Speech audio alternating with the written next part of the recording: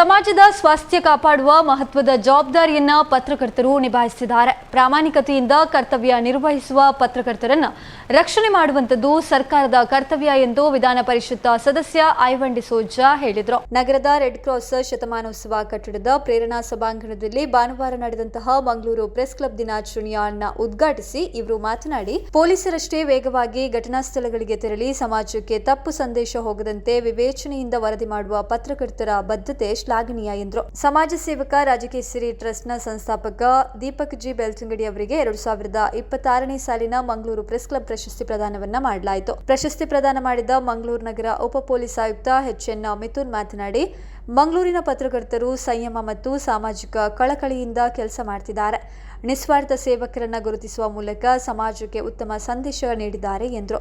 Mangaluru press club ಅಧ್ಯಕ್ಷ P B. Harish Rai ಅಧ್ಯಕ್ಷತೆಯನ್ನ ವಹಿಸಿದ್ರು. Red cross society Dakshina Kannada ಜಿಲ್ಲಾ ಘಟಕದ ಚೇರ್ಮನ್ ಸಿ.ಎ. ಶಾಂತರಾಮ್ ಶೆಟ್ಟಿ ಪತ್ರಕರ್ತರ ಮಕ್ಕಳಿಗೆ ಪ್ರತಿಭಾ ಪುರಸ್ಕಾರ ನೆರವೇರಿಸಿದ್ರು. ವಾರ್ತಾ ಇಲಾಖೆಯ ಹಿರಿಯ ಸಹಾಯಕ ನಿರ್ದೇಶಕ ಬಿ.ಎ. ಕಾದರ್ ಶಾ ಅವರು ಪ್ರೆಸ್ ಗೌರವ ಸನ್ಮಾನಕ್ಕೆ ಆಯ್ಕೆಯಾದವರನ್ನ ಗೌರವಿಸಿದ್ರು. ದಕ್ಷಿಣ ಕನ್ನಡ ಜಿಲ್ಲಾ ಕಾರ್ಯನಿರತ ಪತ್ರಕರ್ತರ ಸಂಘದ ಅಧ್ಯಕ್ಷ ಪುಷ್ಪರಾಜ ಬಿ.ಎನ್, ಪ್ರಧಾನ ಕಾರ್ಯದರ್ಶಿ ರಾಜೇಶ್ ಕೆ ಪೂಜಾರಿ, ಪತ್ರಿಕಾ ಭವನ ಟ್ರಸ್ಟ್ ಅಧ್ಯಕ್ಷ, ಮಂಗಳೂರು ಪತ್ರಕರ್ತರ ಸಂಘದ ರಾಜ್ಯ ಕಾರ್ಯಕಾರಿಣಿ ಸಮಿತಿ ಸದಸ್ಯ ಶ್ರೀನಿವಾಸ್ ನಾಯಕಿಂದಾಜೆ ಉಪಸ್ಥಿತರಿದ್ದರು. ಮೊಹಮ್ಮದ್ ಆರಿಫ್ ಪಡುಬಿದ್ರೆ, ಆತ್ಮಭೂಷಣ್ ಭಟ್, ವಿಲ್ಫ್ರೆಡ್ ಡಿಸೋಜಾ, ದಯಾ ಕುಕ್ಕಾಜೆ, ವಿಜಯ್ ಕೋಟ್ಯಾನ್ ಪಡು ಸನ್ಮಾನಿತರನ್ನ ಪರಿಚಯಿಸಿದರು.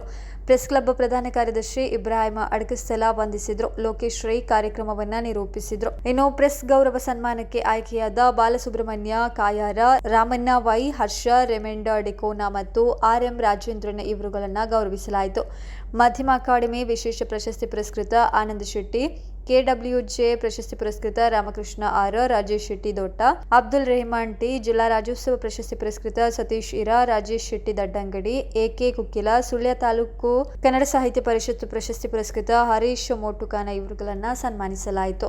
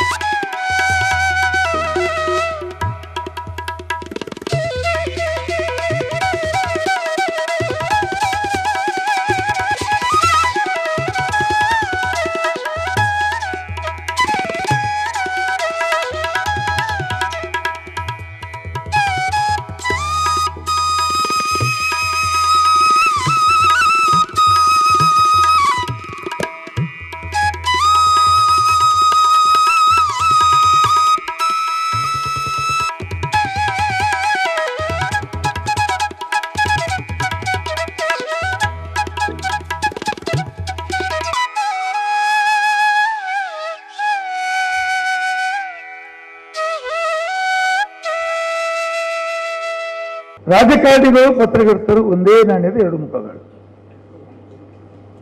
ನಾವು ಹೇಳಬೇಕು, ನೀವು ಬರೀಬೇಕು.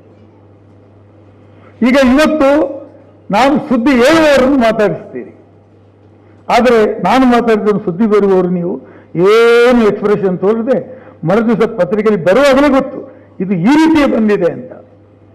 ಅಂದರೆ ಆ ವ್ಯಕ್ತಿಯನ್ನ ಅರ್ಥ ಮಾಡಿ ತಿದ್ದಿ ಸಮಾಜದ ಸ್ವಾಸ್ಥ್ಯವನ್ನು ಕಾಪಾಡತಕ್ಕಂಥ ಅತ್ಯಂತ ದೊಡ್ಡ ಜವಾಬ್ದಾರಿ ಇರ್ತಕ್ಕಂಥವ್ರು ಪತ್ರಕರ್ತರು. ಕೆಲವೊಮ್ಮೆ ನಾವು ತಪ್ಪು ಮಾಡಿದಾಗ ಅದು ತಪ್ಪು ಮರುದಿವಸ ಪತ್ರಿಕೆಯಲ್ಲಿ ಬರಬಹುದು ಅಂತ ನಾವು ಊಹೆ ಮಾಡ್ತೇವೆ, ಆದರೂ ಬರೋದಿಲ್ಲ.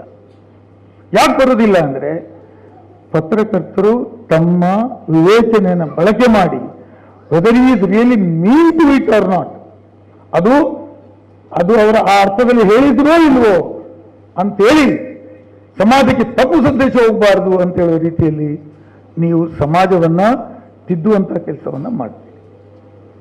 ಮಳೆ ಇರಲಿ, ಚಳಿ ಇರಲಿ, ಬಿಸಿಲಿರಲಿ, ಏನೇ ಇರಲಿ, ಅಲ್ಲಿ ಮೊದಲು ತಲುಪುವವರು ಪೊಲೀಸರು ಮತ್ತು ಪತ್ರಕರ್ತರು.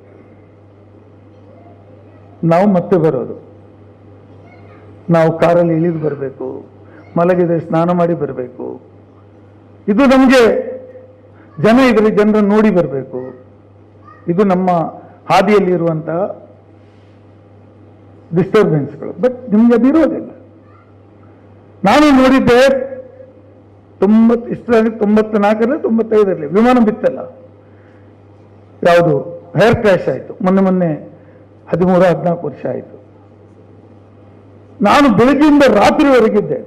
ಒಂದು ಪತ್ರಿಕೆಯಲ್ಲಿ ಬರೆದರು, 100 ಮಂದಿ ಹಗಲು ರಾತ್ರಿಯಲ್ಲಿ ನಾವು ಹೆಣಗಳನ್ನು ತೆಗೆದು ಇದಕ್ಕೆ ಕೊಡ್ತಾ ಇತ್ತು, ಮೇಲೆ ಮಧ್ಯದಲ್ಲಿ ನಾನು ನಿಂತಿದ್ದೆ, ಪೂಜಾರಿ ಅವರು ನಿಂತಿದ್ರು, ಜನಾರ್ದನ್ ಪೂಜಾರಿ ಅವರು. ಅದನ್ನು ಗುರುತಿಸಿ ಗುಂಡು ಪತ್ರಿಕೆ ಅವರು ಬರೆದರು. 3